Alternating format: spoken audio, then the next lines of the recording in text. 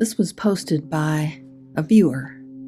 This is a newspaper called Raftsman's Journal from Clearfield, Pennsylvania, January 6th, 1858, by S.B. Rowe,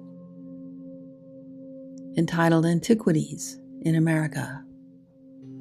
Throughout the entire length and breadth of the country, washed as it is by the waters of two mighty oceans, abounding in natural resources, enormous beyond what is impossible to conceive, we find much to admire in the aspect and beauty of nature, and whether we travel from the distant shores of Maine and New Brunswick to the golden sands of California and the shores of the great Pacific, or from the bright crystal lakes of Minnesota to the orange groves of Florida, we behold throughout the immense extent the features of nature, grand and beautiful in every form and aspect.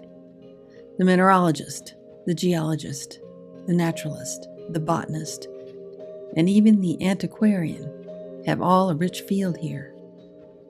Strange as it may appear, America abounds in antiquities so extensive, so beautiful, and majestic as to rival those of Thebes or Nineveh.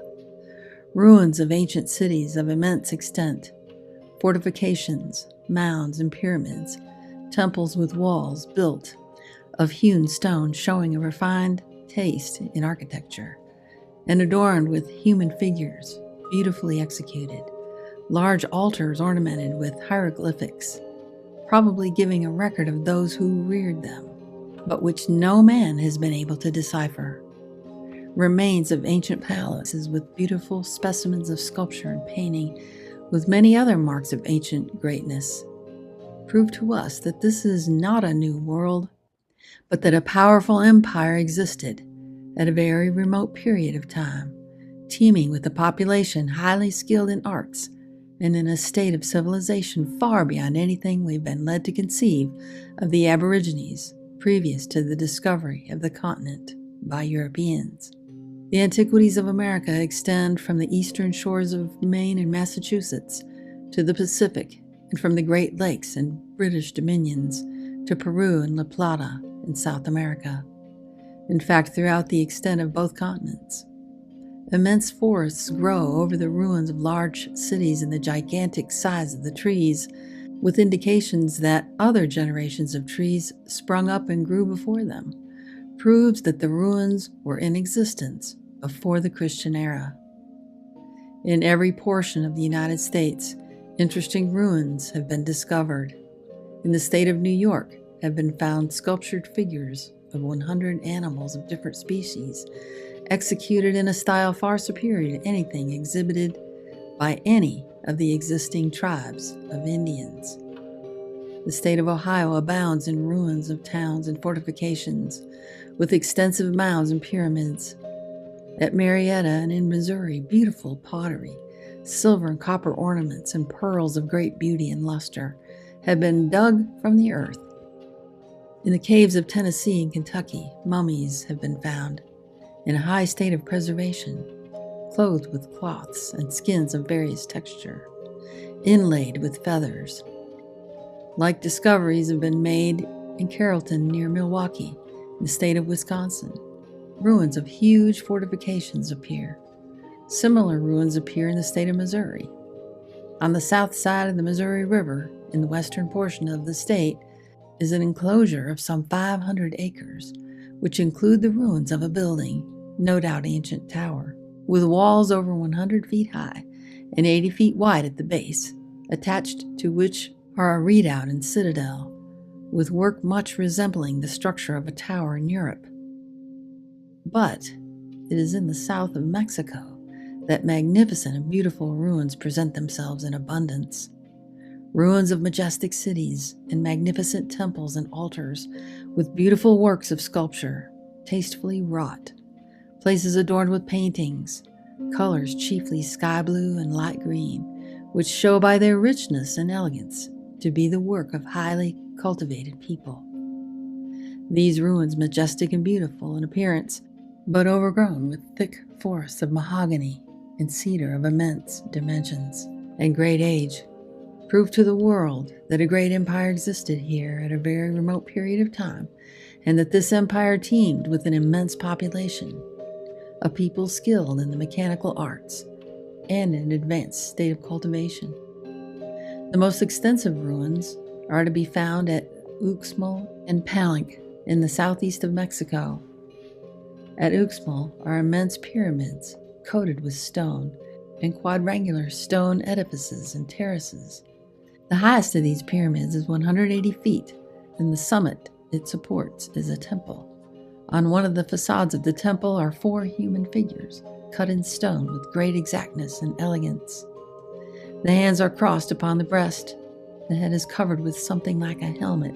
About the neck is a garment of the skin of an alligator, and over each body is a figure of a death's head and bones. At Palenque, a city of great extent, are immense ruins with the remains of a royal palace. One temple, that of Copan, 520 feet by 650, and supposed to have been as large as St. Peter's at Rome. Another temple of great dimension is here, having an entrance by a portico 100 feet long and 10 feet broad. It stands on an elevation of 60 feet. The pillars of the portico are adorned with hieroglyphics and other devices.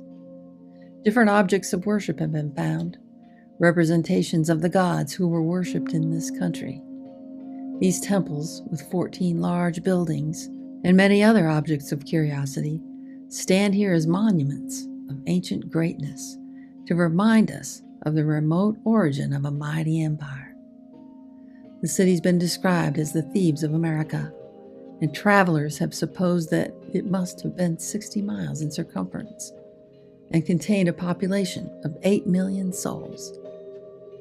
Centuries have elapsed and dynasties succeeded each other before such orders of architecture were introduced, and a great length of time must have passed before an empire would become sufficiently powerful to erect such temples and possess a city of such vast extent. In looking back to the past, we feel interested in the imagination that this people once, in the noonday of glory, enjoying all the fruits and luxuries of an advanced civilization, but when we behold these ruins, a melancholy reflection must at once seize our minds. On the ground, where once nations met in their strength and power, wild beasts now roam, and venomous serpents wend their way, and over these vast cities where once busy hum of industry and the voice of merriment resounded, grows a vast cedar on whose branches the owl chatters discordant notes and the bat sleeps at meridian. In this country is exhibited the largest pyramid in the world, that of Colula, near Puebla. It covers 44 acres and is 200 feet high, and its summit was a temple, and in the interior has been discovered a vault, roofed with beams of wood containing skeletons and idols. Several smaller pyramids surrounded this large one. It appears to have been formed by cutting a hill into an architectural shape. Its dimensions are immense, being nearly 3 miles in circumference and about 400 feet high. It is divided into terraces and slopes covered with platforms, stages and bastions elevated one above the other, and are formed with large stones skillfully cut and joined with cement.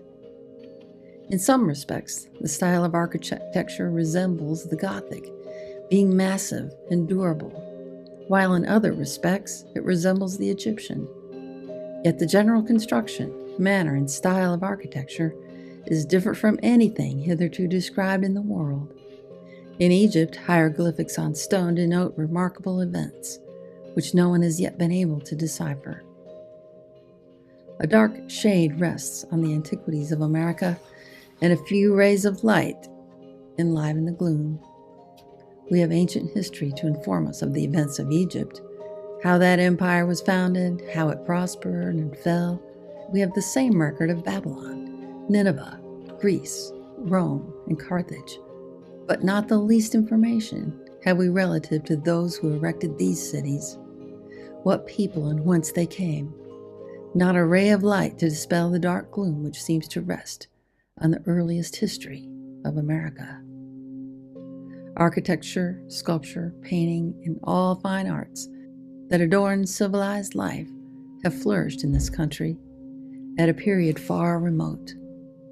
There's evidence sufficient to prove that these cities were in ruins at least 16 or 1800 years ago.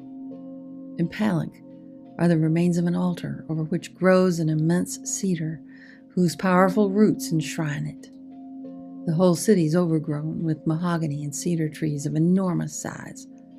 The concentric circles of some of these trees, the well-known cycles for a year, have been counted, which showed they were more than 800 years old, and there were indications of another generation of trees having sprung up before them. How few reflect on the fact that America is an old dominion, the seat of an ancient mighty empire. These facts are opening themselves every day to the eyes of the astonished world, and it is to be hoped that the spirit of inquiry, which seems at present to animate all classes of learned men, may throw light on the early history of this remarkable region.